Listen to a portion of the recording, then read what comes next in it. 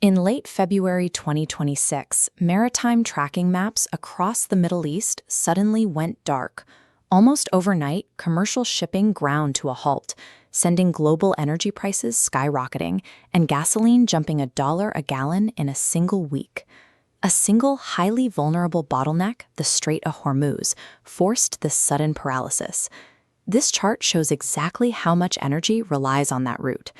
Every day, 20 million barrels of crude oil and petroleum products move through the strait.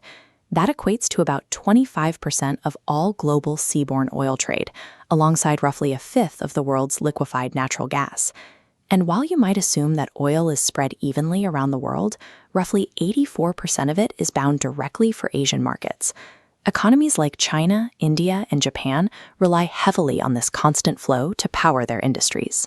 Because global supply chains are so tightly integrated, the health of the entire world economy relies entirely on whether these specific cargo ships can safely navigate this one stretch of water.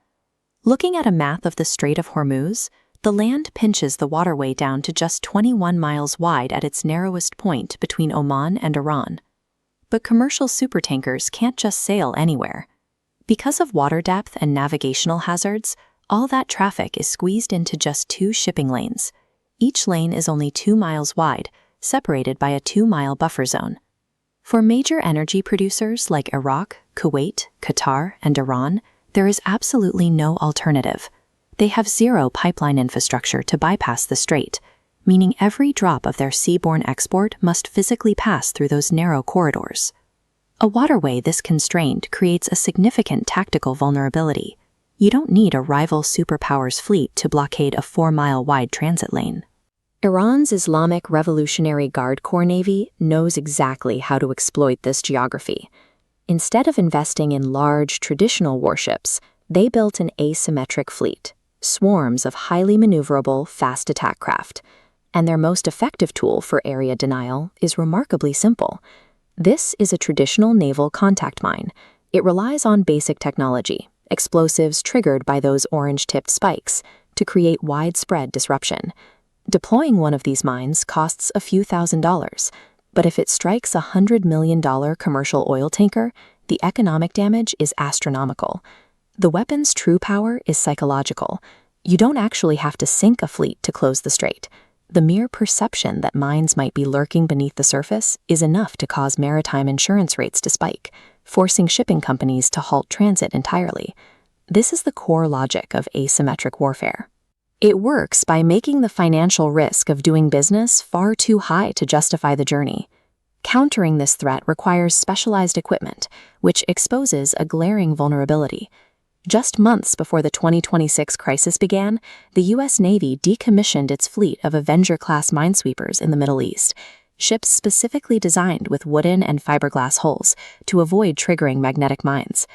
Instead, the Navy is relying on a new, largely untested approach under Operation Epic Fury, using the Independence-class littoral combat ship as a high-tech mothership for mine clearance. This system relies heavily on robotics. The combat ship stays at a safe distance, while deploying unmanned underwater vehicles, like the Knifefish drone, to scan the seafloor using sonar. Simultaneously, MH-60S helicopters fly overhead, hunting for near-surface mines using airborne laser detection systems.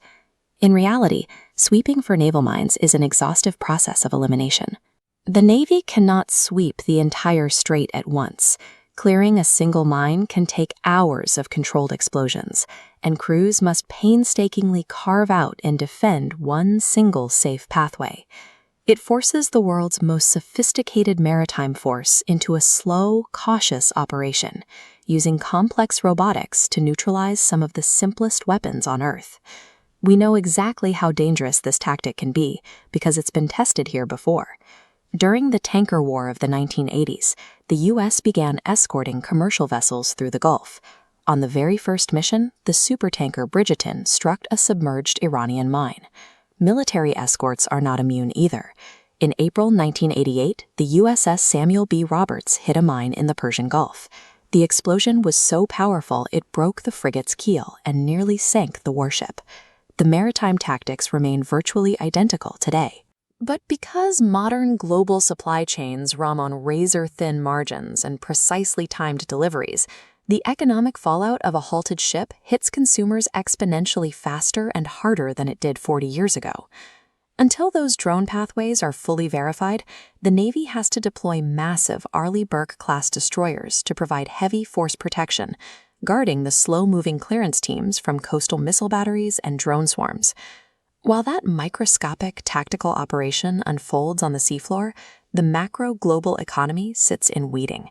Factories in Asia and gas stations in the US all feel the pinch until those commercial transits are guaranteed. Exporters like Iraq and Kuwait have zero pipeline alternatives, meaning their entire national wealth is tied to this single 4-mile-wide path. By choosing the most efficient route over redundant infrastructure, global energy security has become a hostage to geography. Despite trillion-dollar economies and the technological might of superpower militaries, the modern world still hinges on whether a single, heavy steel hull can safely navigate a 21-mile stretch of water.